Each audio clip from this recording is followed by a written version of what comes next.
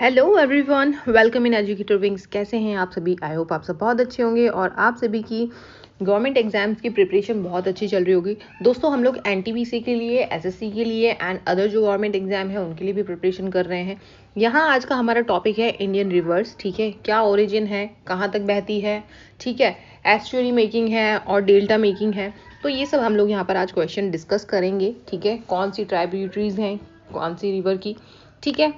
तो हम लोग यहाँ पर क्वेश्चन डिस्कस करेंगे। You can see the assessee GD, SSC CGL, bank exam, railway exam, सभी के लिए ये क्वेश्चन इंपॉर्टेंट है एंड इनफैक्ट ये सब PYQs हैं। ठीक है, तो आप लोग पूरा सेशन ज़रूर देखिएगा। ठीक है, फुल वीडियो ज़रूर वॉच करना है, तो तभी आपको पता चलेगा किस तरह के क्वेश्चंस आते हैं एंड हमारे पास किस लेवल तक के क्वेश्चंस हैं। ओके, तो चलिए स्टार्ट करते हैं आज का हमारा सेशन। स्टार्ट करने से पहले जो भी आप न्यू आए हैं, ठीक है, जो भी न्यू व्यूअर्स हैं, तो प्लीज़ चैनल को सब्सक्राइब ज़रूर करें और अंत तक ज़रूर देखें। ठीक है, तो चैनल को सब्सक्राइब ज़रूर करो, लाइक करो और फीडबैक अपना देना मत भूलना। ठीक है, कमेंट ज़रूर किया करो। चलिए स्टार्ट करते हैं। हमारा फर्स्ट क्वेश्चन क्या है? जब नदी मैदानी इलाकों में प्रवेश करती है तो वह घुमावदार रास्ते पर बहने लगती है और नदी के इन मोड़ों को क्या कहते हैं? ऑप्शन ए है चाप झील, बी तटबंध झील, तटबंध, सी बाढ़ का मैदान और डी विसर्प। जब नदी मैदानी इलाकों में प्रवेश करती है और वह घुमावदार रास्ते पर बहने लगती है तो इसको विसर्प कहा जाता है। ठीक है, विसर्प कहा जाता है। आंसर यहाँ पर मेंशन है आप ही लोगों की सहूलियत के लिए। ठीक है, नेक्स्ट है हमारा इसका नोट हम लोग देख लेते हैं। एक्सप्लेनेशन जो है, समय के साथ विसर्प लूप नदी से कट जाता है और एक कट ऑफ झील बनाता है जिसे ऑक्सबो झील भी कहते हैं, यानी कि ऑक्सबो लेक भी कहते हैं। ओके, नेक्स्ट क्वेश्चन है सेकंड क्वेश्चन। जब नदियां किसी झील या अवसाद में सभी दिशाओं से अपना जल बहाती हैं तो बनने वाले जल निकासी पैटर्न को किस रूप में जाना जाता है? ऑप्शन ए है ध्रुमाकृतिक, बी जाफरी, सी अरीय और डी अभिकेंद्री, यानी कि सेंट्रीपेटल जिसको कहते हैं। तो राइट आंसर है ऑप्शन डी अभिकेंद्री। जब नदियां किसी झील या अवसाद में सभी दिशाओं से, है ना, अपना जल बहाती हैं सभी दिशाओं से, तो वह बनने वाला जो जल निकासी पैटर्न होता है उसको अभिकेंद्री कहा जाता है, सेंट्रीपेटल कहा जाता है। नेक्स्ट क्वेश्चन आता है हमारा थर्ड क्वेश्चन। मोराइन शब्द का अर्थ क्या है? ऑप्शन ए है संचित बर्फ का पिघलना, बी उच्च स्तरीय सहायक नदी, सी ग्लेशियर द्वारा परिवहन और जमा की गई सामग्री और डी ऊर्ध्वाधर पक्षों और चौड़ी मंजिल वाली घाटी। ऑप्शन सी यहाँ पर राइट आंसर है। मोराइन शब्द का अर्थ क्या है? ग्लेशियर द्वारा परिवहन और जमा की गई सामग्री। ठीक है, ऑप्शन सी यहाँ पर सही है। मोराइन एक गतिशील हिमनद द्वारा छोड़ा गया पदार्थ होता है। यह सामग्री आमतौर पर मिट्टी और चट्टान होती है। ठीक है, नेक्स्ट क्वेश्चन पर चलते हैं हम लोग। फोर्थ क्वेश्चन, इस मामले में कौन सा राज्य पहले स्थान पर है जहां नदियों और नहरों की कुल लंबाई 31.2 हजार किलोमीटर है, जो देश में नदियों और नहरों की कुल लंबाई का लगभग 17% है? तो कौन सा राज्य पहले स्थान पर है? ऑप्शन ए है पंजाब, बी पश्चिम बंगाल, सी उत्तर प्रदेश और डी असम। तो राइट आंसर होगा उत्तर प्रदेश। यहाँ पर उत्तर प्रदेश ऐसा राज्य है जहाँ पर नदियों और नहरों की कुल लंबाई 31.2 हजार किलोमीटर है। ठीक है, जो कि देश में नदियों और नहरों की कुल लंबाई का 17% है। ठीक है, यानी कि ऑल ओवर इंडिया में जो डेटा है, ठीक है, उसका 17% अकेले कितना है? देश में नहरों और नदियों की कुल लंबाई का लगभग 17% है। 17% अकेले उत्तर प्रदेश में है। ठीक है, चलिए नेक्स्ट क्वेश्चन पर चलते हैं।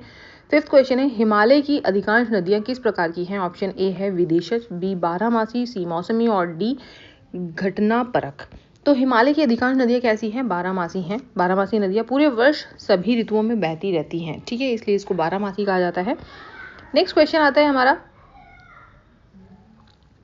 निम्नलिखित में से किसे भूपृष्ठीय जल नहीं माना जाता है? ऑप्शन ए है झीलों को, बी जलभृतों को, सी नदियों को और डी महासागरों को। तो राइट आंसर है ऑप्शन बी जलभृतों को भूपृष्ठीय जल नहीं माना जाता है। जलभृत भूजल से संतृप्त छिद्रपूर्ण चट्टान या तलछट का एक समूह है जो मिट्टी में भूजल स्तर को संग्रहित करने और बनाए रखने में मदद करता है। ओके, तो जलभृत दो प्रकार के होते हैं, यहाँ पर देख लेते हैं हम। सीमित जलभृत होता है और अपुष्ट जलभृत होता है। सीमित जलभृत जो है, सीमित जलभृत के ऊपर अमेद्य चट्टान या मिट्टी की एक परत होती है। अपुष्ट जलभृत जो होता है, अपुष्ट जलभृत मिट्टी की पारगम्य परत के नीचे स्थित होता है। ठीक है, नेक्स्ट क्वेश्चन आता है 7th क्वेश्चन हमारा। जब धारा ऊपर से नीचे की तरफ जाते हुए मैदान को काटती हुई बढ़ती है तो किस प्रकार के अपभ्रंश भूभाग का निर्माण करती है? ऑप्शन ए है बिंदु पट्टी, बी बाढ़ के मैदान, सी जलोढ़ मैदान और डी प्राकृतिक बांध। तो राइट आंसर है ऑप्शन सी जलोढ़ मैदान। जब धारा ऊपर से नीचे की तरफ जाते हुए मैदान को काटती हुई बढ़ती है तो किस प्रकार के अपभ्रंश भूभाग का निर्माण होता है? जलोढ़ मैदान का निर्माण होता है। नेक्स्ट क्वेश्चन है वेट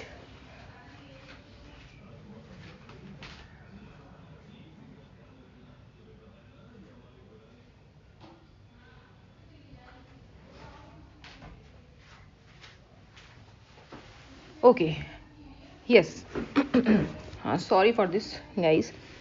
नेक्स्ट क्वेश्चन है हमारा 8th क्वेश्चन। जब नदियां किसी झील या गर्त में सभी दिशाओं से अपने जल का निर्वहन करती हैं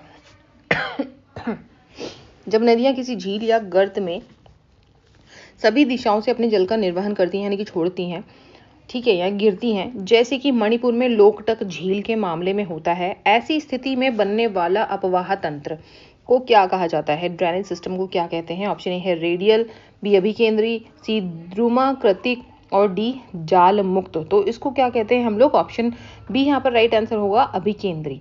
ठीक है, यानी कि एक केंद्र से निकल करके बाकी जाल की तरह फैल जाती हैं, उत्तरी दिशा में, उत्तर पूर्वी दिशा में, दक्षिण पश्चिम दिशा में, पश्चिम दिशा में, इस तरह से जाल की तरह फैल जाती हैं।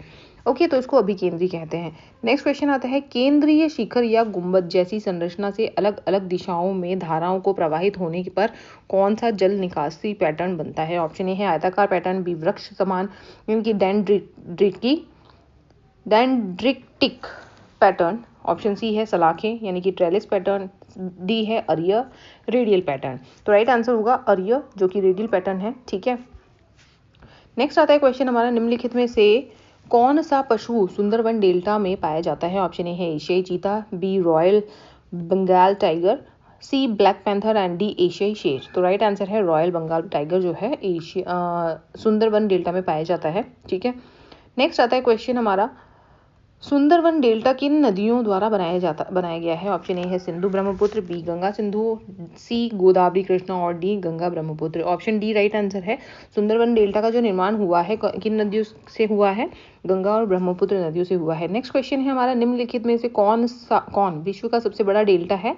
ऑप्शन ए है इरावदी डेल्टा, बी राइन म्यूज डेल्टा, सी गंगा ब्रह्मपुत्र डेल्टा और डी अमेजन डेल्टा। तो विश्व का सबसे बड़ा जो डेल्टा है तो वो गंगा ब्रह्मपुत्र का डेल्टा है जो कि हमारे इंडिया में है।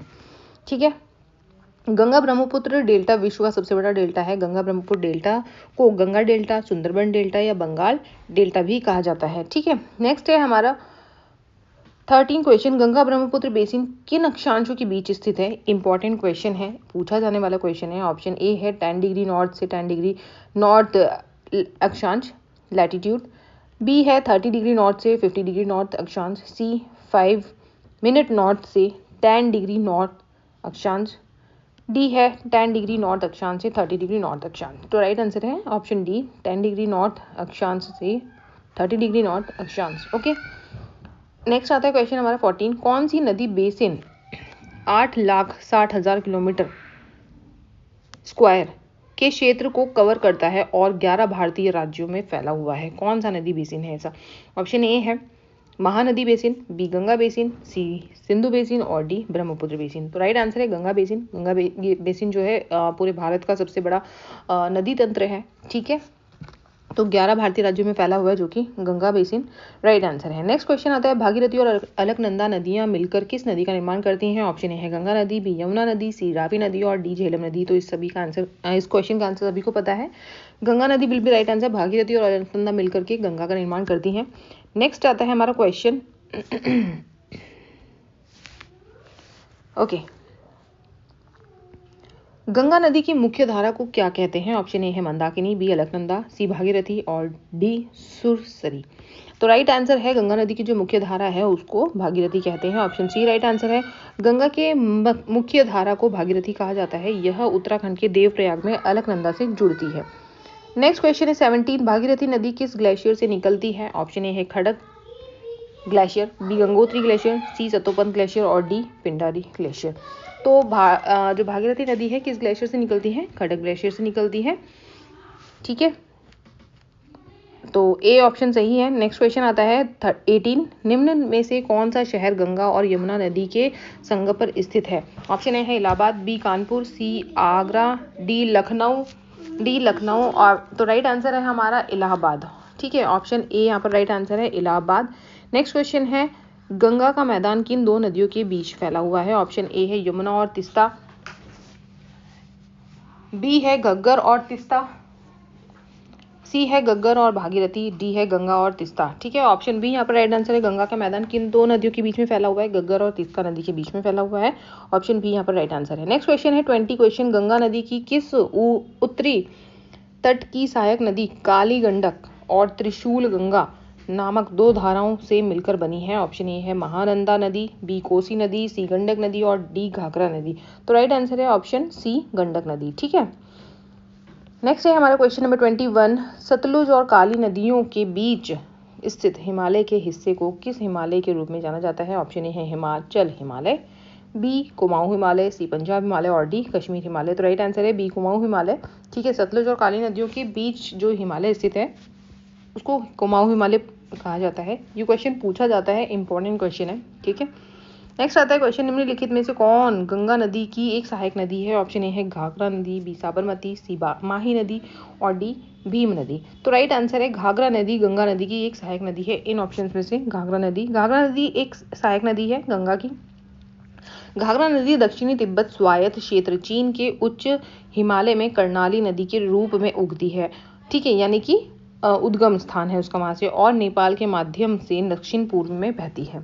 नेक्स्ट क्वेश्चन आता है 23, गंगा नदी बिहार राज्य को कितने भागों में विभाजित करती है? ऑप्शन ए है 5 भागों में, बी 4 भागों में, सी 3 भागों में और डी 2 भागों में। तो राइट आंसर है 3 भागों में। गंगा नदी बिहार राज्य को कितने भागों में विभाजित करती है?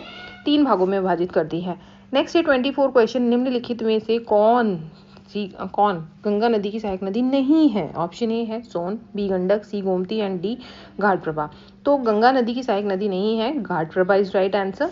ठीक है, नेक्स्ट क्वेश्चन आता है हमारा 25 क्वेश्चन, निम्नलिखित में से कौन गंगा नदी की सहायक नदी नहीं है? ये क्वेश्चन इसमें ऑप्शन अलग है।